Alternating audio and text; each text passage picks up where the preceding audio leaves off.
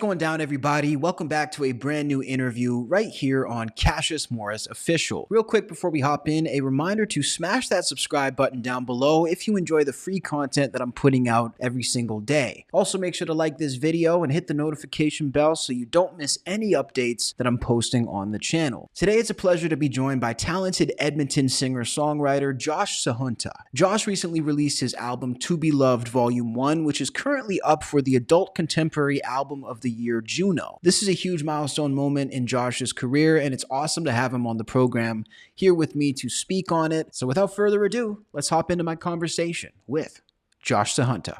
What's happening, Josh? Not too bad. Nice to meet you. Nice to meet you as well, brother. A fellow YEG resident. This is cool to see, man. No kidding. What part of the city are you claiming here? South side. Very cool. Okay, Yeah. I'm a White Ave guy, so sort of Okay, in a nice. similar Like center. region. Yeah. Central. I can't really fit in with the South Side, so I'm a little far. So I Fair would enough. definitely claim Central. Listen, man, congratulations on everything, dude. Just before we jump in, I mean, nominated for a Juno Award. This is obviously huge. It must, well, you tell us how it feels. Thanks, man. Yeah, it's surreal. I apply for these every year just because I've been told that it's just good to get on the radar of the industry every year. And I just always apply thinking that, if anything, it'll just put me on in some people's ears. And I never once would have ever thought that I'd get nominated. So it was completely like caught me off guard for sure. What's the process like when you're sort of applying for these things? Is it a very time-consuming process, or is it relatively quick? I think it just because I've done it so many times now, I almost have the process memorized. It's pretty straightforward. It usually takes about like 30 minutes to do, but it's kind of on my annual to-do list now, just to like register for it every year, as I do with a few other things. But again, I never do so thinking that anything will come out of it. It's just like, oh, if someone hears me and is like, oh, this is cool. I mean, that's the goal, basically. So Did you ever even have like the thought process of how I would react, if like how you would react if it happened? Or was it like, I don't even think this is happening, my mind can't even go there? I didn't know. Basically, my wife told me, and it's almost like I went completely blank. Like I just was like, wait, are you kidding me? And she would never like joke with me like that. Like she wouldn't just like, get my hopes up and be like, nah, I'm kidding. Like, so I was just like, I had so many thoughts going on in my head, and I think I just completely froze, and I didn't even like respond to her for like a couple seconds because I was like, wait, like, you know what I mean? It was just like Surreal. completely surreal. Absolutely. That's a head trip. I mean, speaking of your wife, obviously a lot of the music is centered around you guys' relationship, and that seems to be, something that's basically the driving force behind this record. I'm curious, Josh, like how does it feel to be in such a committed relationship and have that be the focal point of your work at this moment in a generation where that is so much more rare? Like people around our age range, I rarely see people getting married anymore, whereas, in the past that was a lot more common. Totally. I mean, for me personally, I think it's really special. You know, uh, I couldn't imagine doing what I do without my wife, and so I feel like the fact that it was this record is just really special because I mean, like you said, it is something that is a bit more rare, especially for our age. So to have that be the nominated record when I've put out albums before where like the songs are a lot more like non-committal and like very clearly not about someone you're married to.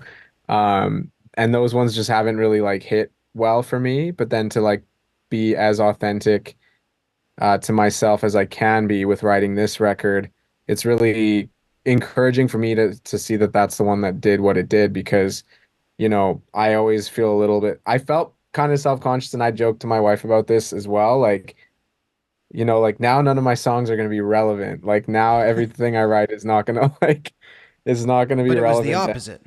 It was a complete opposite. So that's really encouraging for me for sure. No doubt. Hey, shout out to everybody in the chat, by the way. I see Kello, Slight in there. If you guys have any questions for Josh, man, make sure to drop all those questions in the chat right now. One of the things I notice about your work too, Josh, especially this latest project that's nominated, is the production work is very much alive on this project. For me, the singer-songwriter genre, my biggest issue with some of the artists and some of the work they put out is that, for lack of a better term, it becomes boring when you're just listening to a singer-songwriter. Right. You even in the first track of your project, you have so many different production turns and so many different sort of textures. Talk to me maybe about balancing that with the sort of straight up guitar and singing aspect. Cool. Yeah, first of all, thanks so much for saying that. I honestly, it was a lot of just experimentation. Like I'm a big nerd when it comes to production, and I just like buying all these different like plugins and like different synths and stuff like that. And so I just like combining elements of my non-singer-songwriter music into my singer-songwriter music so that there's a little bit of a common thread in all of it. Because like if you listen to my album Melodrama, it's very like pop, and then you get To Be Loved Volume 1 and it's very singer-songwriter, but I do like putting in elements from Melodrama into To Be Loved Volume 1 and kind of just creating that theme across all my music. And so there's like some little synth things, and there's a ton of strings, like orchestrated strings in that record. And that's just from the fact that I love strings. Like cello would be the number one instrument I wish I could play. And so just like kind of filling it with that stuff and then also filling it with elements of things I've done before. It just helps me to feel like it's different from other things in that genre, if that makes sense. Yeah, you can definitely hear that as well. Like I say, within the music. We're going to play a little snippet for the chat. I'm not sure if you'll be able to hear it, Josh, but I'll let you know when we wrap it up. This is from Time on To Be Loved Volume 1, which is currently up for a Juno Award next month. But I will do it by your side. I feel the weight your shoulders bear, so put it all on mine. All will be fine. It just takes time. It just takes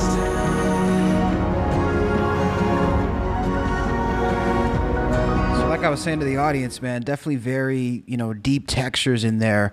This is a question I sort of hate to ask, but just given the different influences, I have to ask it here. Who are the influences that you're sort of drawing from when you're making this record?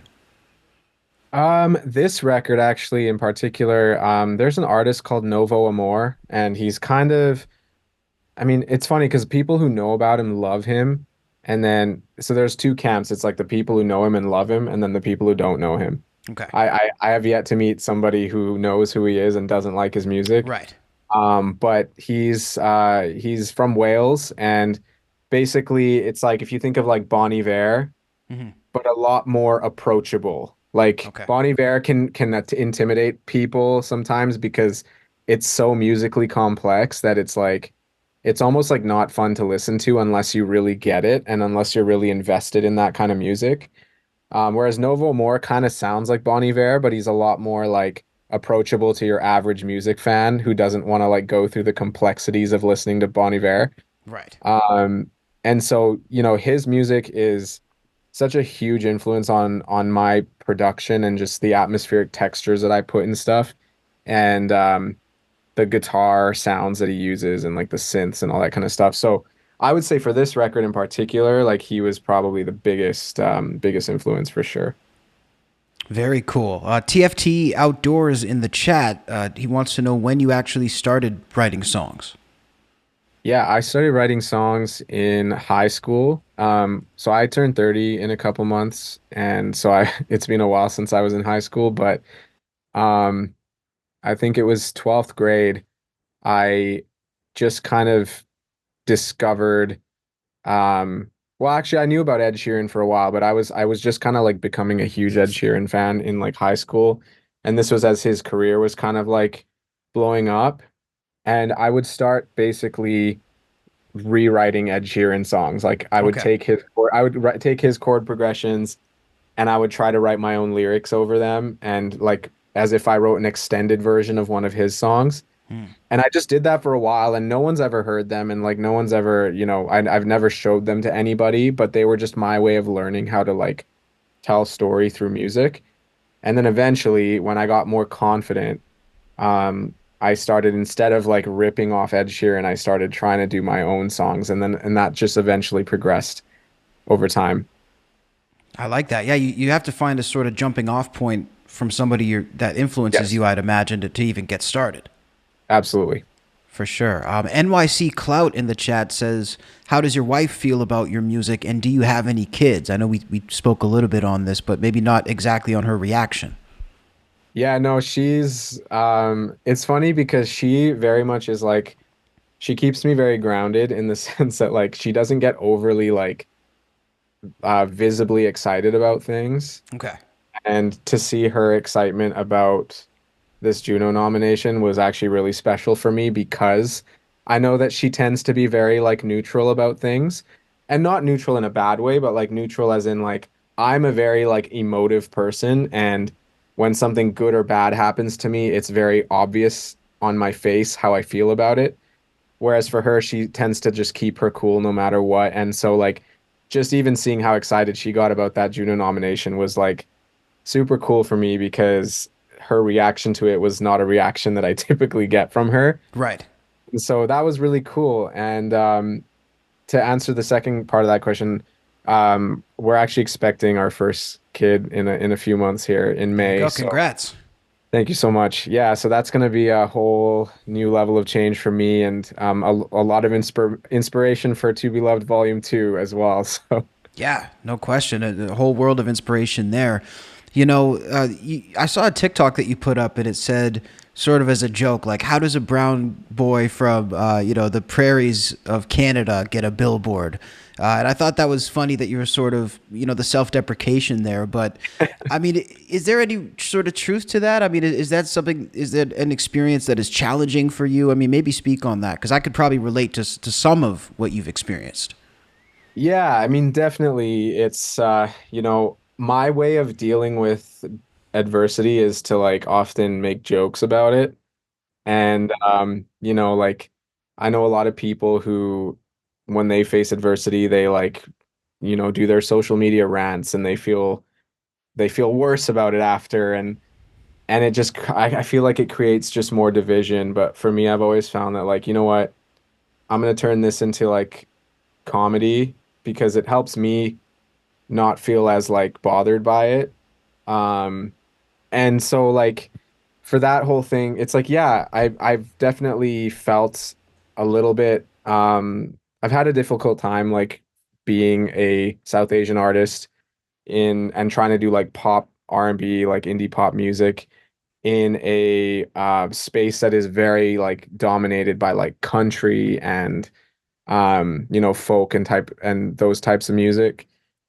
So, I mean, it's something that I've just had to kind of figure out and it's like a step by step thing for me. Like I travel a lot for work as well, and I do a lot of my projects like overseas in the UK or in the US.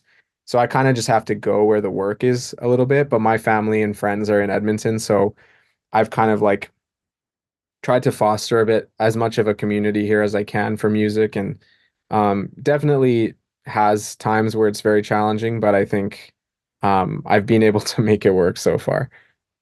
Right. I mean, do you feel like with the traveling, it makes it sort of irrelevant where your actual home base is? Because I've sort of had a similar approach, and I don't really, it's not necessarily affected by where I lay my head while I'm not working. Right.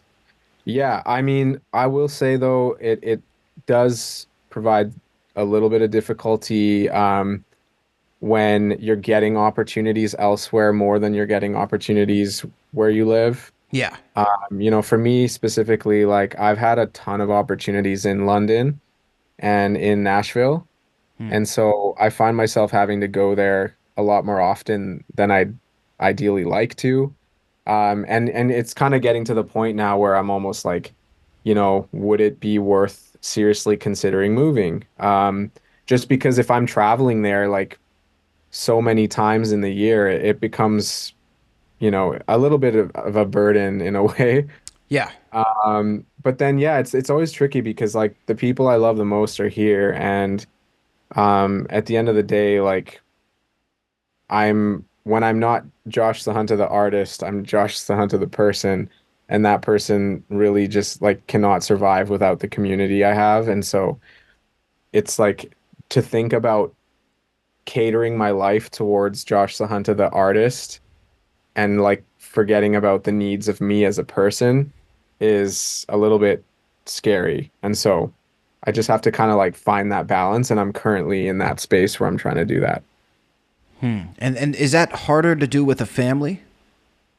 Absolutely. Yeah. I Right. mean, one of the things that a lot of my friends who have kids have told me is that like um you never need your parents more as an adult than when you like start having kids. Right. For sure. And so yeah, so it's like really nice that both my wife and I have our parents here, just for that support.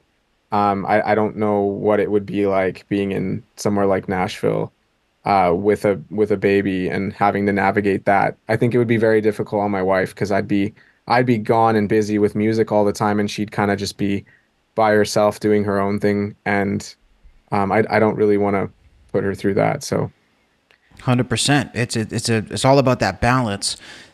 Finally, we spoke a little bit about your TikTok and your social media, but the presence that you have on there is awesome, and I think it's what a lot of artists sort of wish they could have on their social medias. How do you approach sort of keeping that fresh and staying on top of it, as much as you do, and also the balance in which we're discussing, and not getting sucked into that social media machine entirely? that's a great question.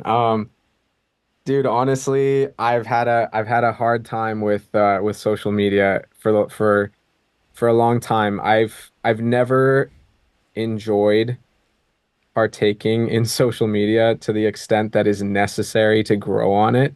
You have to really be all in. You can't just be like, it can't be one of those things anymore where you like occasionally post every now and then. Like they reward you for consistency. And so, in order to be consistent, I would say that in the past couple years, I've had to shift my business to in a way that it's like 50% of what I do is content creation, which is really difficult because I just want to make music and I want to just release records and I just want to like collaborate with people and like play shows and that kind of thing. Like that's what I want to do. But in fact, none of that really matters unless I'm creating content around those things. And that just takes up so much time and mental energy that it becomes a chore. It's like not something that it's something that's hard to enjoy for me.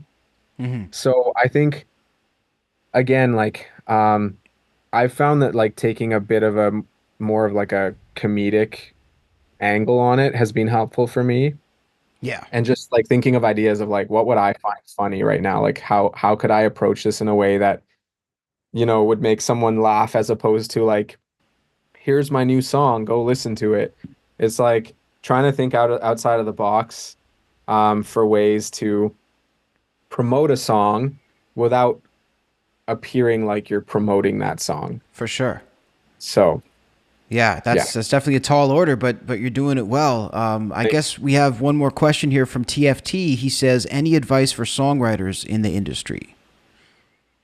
Yeah, I would say if you want to songwrite, I mean, one thing that I keep coming back to, and this is something I still do to this day for everything, but songwriting included, is like you just have to really like define what it is that you're wanting. Like figure out your 5 year, your 2 year plan, your 5 year plan, your 10 year plan, and your end of career plan. It's like because every single decision you make is going to be um, guided by what those goals are.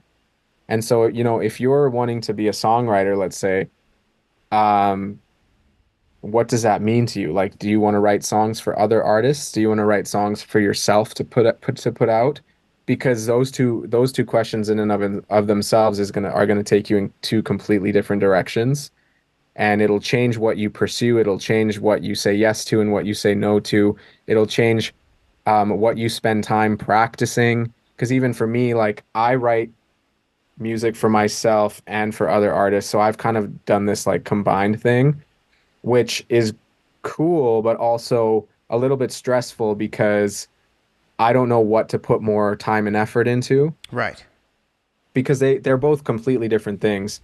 So I think like really honing in on like what it is that you want will like then open up more ideas of like, okay, these are the things I should pursue, and these are the things that are kind of a waste of time. So that would be my first piece of advice for that. Awesome. Listen, to all the singer-songwriters out there, my man is dropping major game here on the stream today. To Be Loved Volume 1 is nominated for Adult Contemporary Album of the Year at the Juno Awards 2024 coming up in Halifax. And Josh Sahunta, man, thank you so much for joining me. And again, congratulations on everything, dude. You're making the city proud and you're making it look good, bro. So I appreciate it. I appreciate it too. Thanks so much, man.